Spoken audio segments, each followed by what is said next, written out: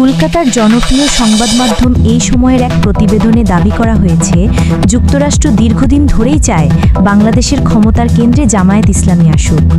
এ প্রসঙ্গে বাংলাদেশ নিয়ে কাজ করা এক মার্কিন কূটনীতিক নেপথ্যের নানা যুক্তি তুলে ধরেছেন, যদিও সংবাদ মাধ্যমটি ওই কূটনীতিকের নাম প্রকাশ করেনি। প্রতিবেদনে বলা হয়, যুক্তরাষ্ট্র মনে করে জামায়াত ইসলামীকে শাসন ক্ষমতায় আনা হলে বাংলাদেশে একটি নতুন রাজনৈতিক ভারসাম্য তৈরি হতে পারে।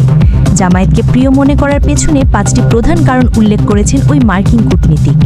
প্রথমত, তাদের নেতৃত্ব উচ্চশিক্ষিত এবং বাণিজ্যিকভাবে অত্যন্ত সফল, ফলে আন্তর্জাতিক কূটনীতিতে তাদের সঙ্গে কাজ করা সহজ হয়।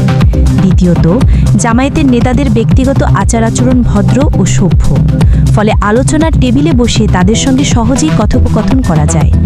তৃতীয়ত, বাংলাদেশের ইতিহাসের একটি নির্দিষ্ট সময়ে ভিন্ন রাজনৈতিক সিদ্ধান্তের কারণে তারা শাসক দলের হাতে নিপীড়ন ও মানবাধিকার বঞ্চনার শিকার হয়েছে, যা আন্তর্জাতিক অঙ্গনে তাদের প্রতি সহানুভূতির জন্ম দিয়েছে। চতুর্থত, তারা গণতান্ত্রিক কাঠামোতে বিশ্বাসী এবং রাজনৈতিক কার্যক্রমও সে অনুযায়ী পরিচালনা করে। আর পঞ্চমত, তারা ইসলামী শক্তি হলেও তালেবান বা অন্যান্য মৌলবাদী গোষ্ঠীর মতো পিছিয়ে পড়া নয়, বরং তুলনামূলকভাবে প্রগতিশীল আধুনিক দৃষ্টিভঙ্গির অনুসারী। এ কূটনীতিক আরও বলেন, বাংলাদেশে যেখানে প্রায় 80 থেকে 90% মানুষ মুসলমান, সেখানে জামায়াত যদি সরকারে আসে তাতে বিশেষ ক্ষতির কিছু নেই, বরং তাদের শৃঙ্খলাবদ্ধ সংগঠন কাঠামো রাষ্ট্র পরিচালনায় কাজে আসতে পারে।